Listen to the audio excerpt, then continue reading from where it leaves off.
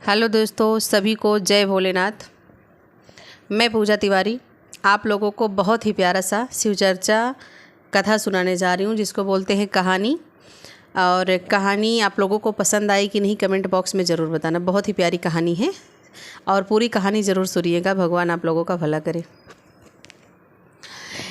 एक थी सास और एक थी बहू। और सास बहुत अच्छी थी, बहुत पूजा पाठ करती थी, और उसकी जो बहू थी वो बहुत फूहड़ थी। मतलब फूहड़ जिसको बोलते हैं कि मतलब साफ़ सफाई नहीं रखती है, गंदगी फैला के रखती है, उस तरीके की फूहड़ थी। और उसका नाम फूहरा था। तो सासू रोज़ पूजा पाठ करती थी और चारों तरफ बहू गंदगी फैला फैला कर रखती थी। फिर सास एक दिन बहुत परेशान हो गई, घर में पूजा रखी तो बोली अगर मेरी बहू रहेगी तो चारों तरफ गंदगी फैला के रखेगी, इससे अच्छा मैं इसको कहीं भेज दूँ।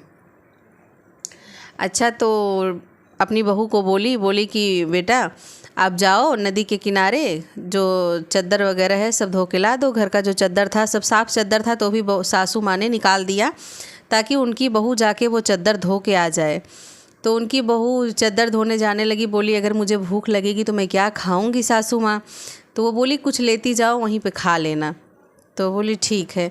घर में गई, देखी कुछ नहीं मिला, आटा मिला तो आटा की पोटली छोटी सी बना ली। बोली चलो ठीक है, इसी से खा लूँगी। थोड़ा सा नमक ले लिया तो लेके बेचारी चली गई नदी के किनारे, और वहाँ पर बैठकर सारे कपड़े धुलने लगी। आधा कपड़ा जब धुल लिया, और जेठ का महीना था, बहुत गर्मी तप रही थी, उसको भूख लगा। तो वो बोली कि अब मैं क्या खाऊं, इस घने जंगल में इतनी धूप में मुझे बहुत भूख लगी, मैं क्या खाऊं।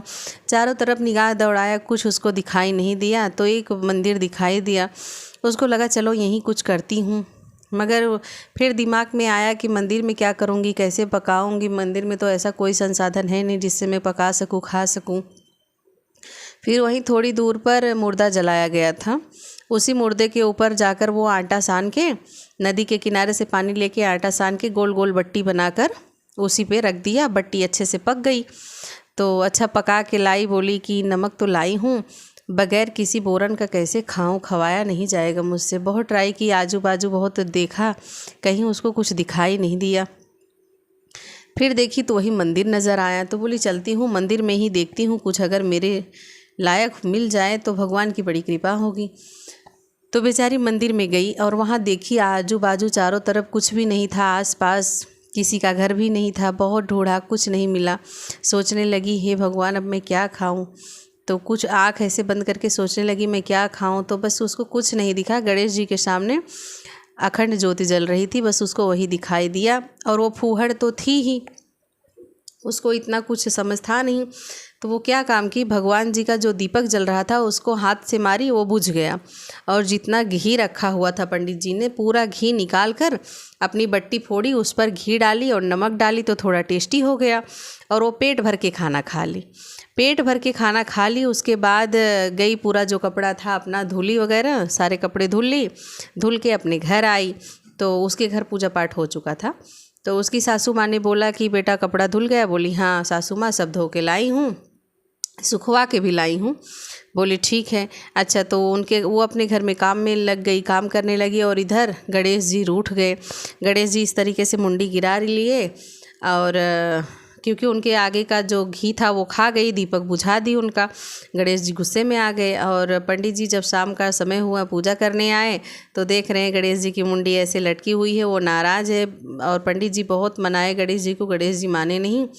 चारों तरफ बहुत बात फैल गई, गणेश जी रुष्ट हो गए हैं। मंदिर के गणेश भगवान ने अपनी मुंडी नीचे कर ली है, अब क्या होगा गांव में, अब कोई खुशहाली नहीं रहेगी, सब परेशान हो जाएंगे। इस तरीके से नगर में पूरा ढिंढोरा पिटवा दिया गया कि मंदिर के गणेश भगवान नाराज़ हो गए हैं। तो अच्छा, तो उनके घर भी पता चला कि भाई मंदिर में इस ऐसी ऐसी बात हुई है, गणेश भगवान नाराज़ हो गए हैं और मुंडी नीचे कर लिए हैं, पूजा पाठ स्वीकार नहीं कर रहे हैं। सब लोग दूर दूर से साधु संत महात्मा सब आए, मनाए, मगर गणेश जी माने नहीं। और पूरे गांव के लोग पूजा पाठ किए, सब कुछ किए, मगर गणेश भगवान नहीं माने, क्योंकि वो थोड़ा ज़िद्दी थे और लाडले थे। तो फिर इनकी सासू माँ आके बोलती हैं फुहरा से, बोली क्या करे, गणेश भगवान नाराज़ हो गए हैं, पूरे गांव वाले परेशान हैं, मगर वो मान नहीं रहे हैं। तो उनको याद आया कि शायद मेरी वजह से तो नहीं नाराज़ हुए हैं। बोली अच्छा आप लोग रुकिए, मैं जाती हूँ। तो वो गई मंदिर में, जाके गणेश भगवान को बोली बोली रोज़ रोज़ तुम घी खाते हो, दीपक जलवाते हो, सारा लड्डू खाते हो, एक दिन मैंने तुम्हारा थोड़ा सा घी क्या ले लिया, नाराज़ हो गए हो। और जल्दी से उठ जाओ, नहीं तो ठीक नहीं होगा। तो गणेश जी मुंडी ऊपर कर लिए। तो बोली मैं मुझे इतना भूख लगा था, एक दिन थोड़ा सा घी ले लिया, इतना नाराज़ हो गए हो, रोज़ रोज़ पूरे गांव का घी दिया जला जा रहा है, लड्डू आप खा रहे हो तो नहीं, और एक दिन हमने आपका घी ले लिया, आप नाराज़ हो गए हो। तो गणेश भगवान क्योंकि वो सच्चे दिल से थी, उसकी श्रद्धा अच्छी थी, वो निर्छल थी, उसके मन में कोई छल कपट नहीं था, तो गणेश भगवान देखे और उनको दया आई उसके ऊपर, भगवान ने मुंडी ऊपर कर ली। और वो बोली चलो देखो गणेश भगवान तो नाराज़ नहीं है, बहुत खुश है, चलो सबको देख रहे हैं। तब गांव के सभी लोग आए, पुजारी आए, सब लोगों ने देखा तो सच में गणेश भगवान की मुंडी ऊपर थी, सर उनका ऊपर था, वो इस तरीके से सबको देख रहे थे। तो सब लोगों ने जय जयकार लगाया, बोले फुहरा की जय, फुहरा की जय, मतलब उसका नाम फुहरा था और उसका जयकारा लग गया। तो इससे ये साबित होता है कि आप सब कुछ कीजिए मगर श्रद्धा भाव से कीजिए। आप लोगों को ये कहानी कैसी लगी बताइएगा ज़रूर।